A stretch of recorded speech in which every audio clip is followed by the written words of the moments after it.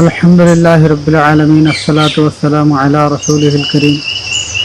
محترم ناظرین السلام علیکم۔ خوش رہنے کا راز، کچھ اچھی باتیں آپ لوگوں کے سامنے پیش کروں گا، اور ظاہر سی بات ہے کہ اچھی باتوں میں ہمارا دشمن ہم کو آگے بڑھنے نہیں دے گا۔ شیطان ہمارا کھلا دشمن ہے، وہ اچھی باتوں میں ہمارا دل نہیں لگائے گا۔ تو اس لیے ہم کو شیطان کی ماننا نہیں ہے، بلکہ پورا مکمل ویڈیو پورا ختم ہونے تک ہم کو جو ہے اس ویڈیو پر جمے رہنا ہے۔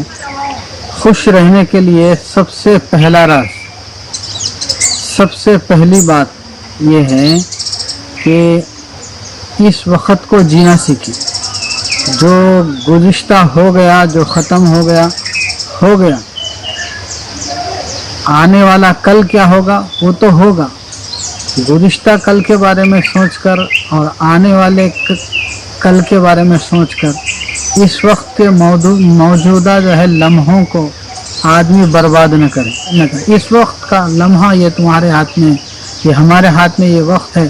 اس وقت میں ہم کو کیا کرنا ہے، اس کو سامنے رکھ کے ہم کو چلنا ہے۔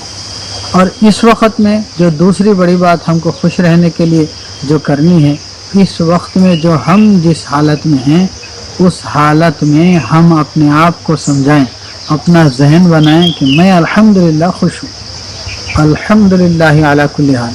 دین اور اسلام ہم کو سکھاتا ہے، یہ ہم کو بتاتا ہے کہ ہر حال میں آدمی یہ سوچے کہ میں اس حال میں اللہ کے فضل و کرم سے میں خوش ہوں۔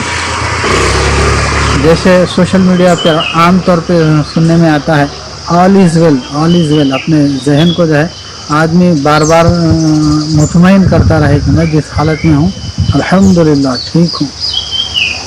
کمپیریزن آدمی ہمیشہ اپنے ماحول سے کرتا ہے، اسی لیے علماء فرماتے ہیں کہ آدمی اپنے ماحول میں اپنے کم درجے کے لوگوں کو دیکھے، مال میں جو اپنے سے کم ہے، صلاحیتوں میں جو اپنے سے کم ہے، ان لوگوں کے اوپر نظر رکھیے تو آدمی کے اندر شکر کا جذبہ پیدا ہوتا ہے اور ایسا آدمی خوش رہتا ہے۔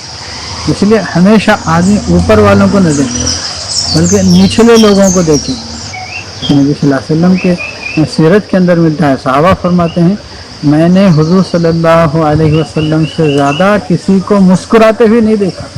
اللہ کے نبی صلی اللہ علیہ وسلم ہمیشہ مسکراتے تھے، اور اللہ کے نبی صلی اللہ علیہ وسلم نے دعا بھی سکھائی، مسکرانے والے مسلمان کو دیکھو تو دعا پڑھو اضحک اللہ فنک۔ یہ دعا اللہ کے نبی صلی اللہ علیہ وسلم نے ہم کو سکھائی ہے، مسکراتے رہنا یہ ہمارے نبی صلی اللہ علیہ وسلم کی سنت ہے، صحابہ کی سنت ہے۔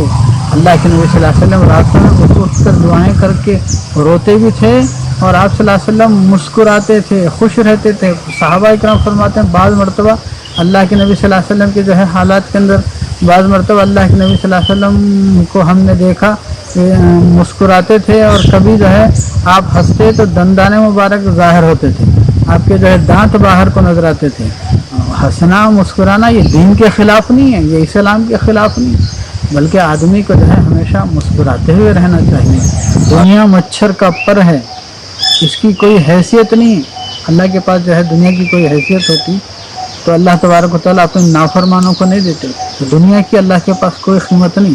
اللہ کے پاس اگر قیمت ہے تو پھر نیک اعمال کی ہے، نماز، روزہ، صدقہ، یہ نیک اعمال ہے جس کی اللہ کے پاس قیمت ہے۔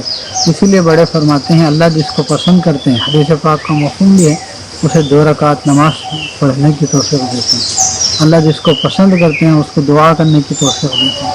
اللہ جس کو پسند کرتے ہیں اپنے گھر میں بلا لیتے ہیں۔ اللہ جسے پسند کرتے ہیں اس کو اپنے کلام پاک پڑھنے کی توفیق عطا فرماتے ہیں۔ یہ اصل چیزیں ہیں، یہ ذخیرہ ہے جو ہمارے لیے دنیا اور آخرت کے خیر کا ذریعہ بنے گا۔ ہمارے 5 وقت کی نمازیں ہماری ناغن ہوں، کلام پاک کی تلاوت ہو، صبح شام جو ہے تسبیحات کا اہتمام ہو، کیوں کہ قرآن پاک کہتا ہے الا بذکر اللہ تطمئن القلوب کہ اللہ کا ذکر دلوں کو سکون دیتا ہے. جتنا ہم اللہ کا ذکر کریں گے, جتنا ہم اللہ کو یاد کریں گے, اتنا اللہ تبارک و تعالی ہمارے دلوں کو سکون اور اطمینان اور راحت عطا فرماتے ہیں. حضور صلی اللہ علیہ وسلم کی جو مسنون دعائیں ہیں, صبح شام پڑھنے کی دعائیں ہیں. صبح آدمی پڑھتا ہے, شام تک اللہ کی حفاظت میں ہے. شام کو آدمی پڑھتا ہے, صبح تک اللہ کی حفاظت میں ہے. جیسے بسم اللہ الذی لا یضر مع اسمہ شیء فی الارض ولا فی السماء وهو السمیع العلیم. یہ دعا ہے, صبح شام جو ہے 3 مرتبہ پڑھنے کا جو ہے اہتمام کرے. اعوذ بکلمات اللہ التامات من شر ما خلق. یہ دعا ہے جس سے جو ہے ہر چیز سے اللہ تبارک و تعالی محفوظ رکھتے ہیں. کریں قرآن پاک کی آیتیں ہیں, شفا کی آیتیں ہیں, صبح شام پڑھنے سے اللہ تبارک و تعالی جادو اثرات وغیرہ اور جو ہے دوسرے موذی جانوروں کے نحوست سے اور بدنگاہی سے, بری نظر سے آدمی کی حفاظت کرتے ہیں.